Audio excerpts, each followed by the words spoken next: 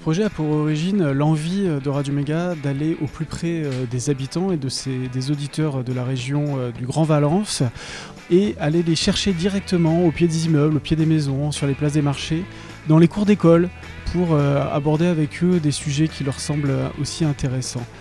Ce projet, on l'a travaillé avec l'équipe de la radio, avec tous les bénévoles, il y a 80 bénévoles à la radio. Les graphistes de la bonne adresse nous ont aidés avec un premier croquis qui a permis d'abord à mes collègues et puis après aux bénévoles de la radio et puis après aux auditeurs de comprendre ce qu'on voulait faire et de comprendre que c'était possible de faire un projet qui peut paraître un peu fou comme ça. On a eu de la chance aussi parce que les élèves du lycée Ramblard sont partis de ce croquis et ont réussi à s'emparer complètement du projet et créer leur propre studio. Je leur ai dit voilà, il faudrait qu'on puisse partir là-dessus. Donnez-moi des idées sur ce que vous pensiez, ce que ça peut être. Je voulais à tout prix que les élèves se rendent compte des contraintes, donc contraintes de poids, contraintes de largeur, longueur. Ce projet, c'est vrai qu'on a passé pas mal de temps dessus. On a décidé de faire une petite maquette, donc à l'échelle 1/5, et après on a toute la partie fabrication. C'est une classe de seconde entrant, donc il y a 9 mois, comme on disait, ils ne savaient pas couper un morceau de bois, quoi. Ça a permis de les faire vraiment évoluer. Hormis le vélo qui vient de Hollande, on a essayé de travailler qu'avec des structures et des entreprises du territoire.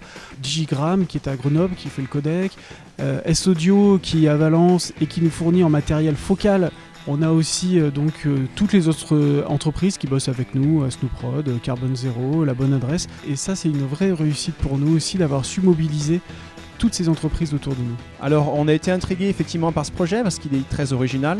Le fait de vouloir créer une radio sur un vélo triporteur, c'est pas à portée de toutes les radios et on voit pas ça tous les jours. Ce projet, j'étais partie prenante pour le faire alors, à 200%. C'était très valorisant au point de vue jeune et puis ça permet, je pense, de les rassembler et de fédérer vraiment un groupe. Il y a énormément de projets avec ce vélo pour un petit peu inciter nos concitoyens à lâcher un petit peu leur voiture et à se muscler les cuisses et leurs fessiers et monter sur leur vélo.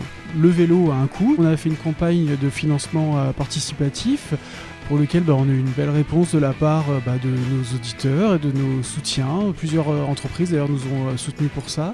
La région Auvergne-Rhône-Alpes et Valence Roman en déplacement aussi nous a soutenus. Le reste c'est du financement propre, c'est de l'autofinancement de la radio. J'ai trouvé ce projet d'une part innovant et d'autre part dans l'air du temps. On essaie de trouver des moyens de circulation plus écologiques et je trouve le système vraiment sympa. Ça sert aussi à la ville et à sa culture. Je pense que ça peut être chouette. Vous écoutez Radio Méga, nous sommes en direct du Parc des Trinitaires. Et en fait, tu viens de faire les premiers mots sur ce qui est notre vélo, studio, radio, cette première mondiale. Que d'émotions.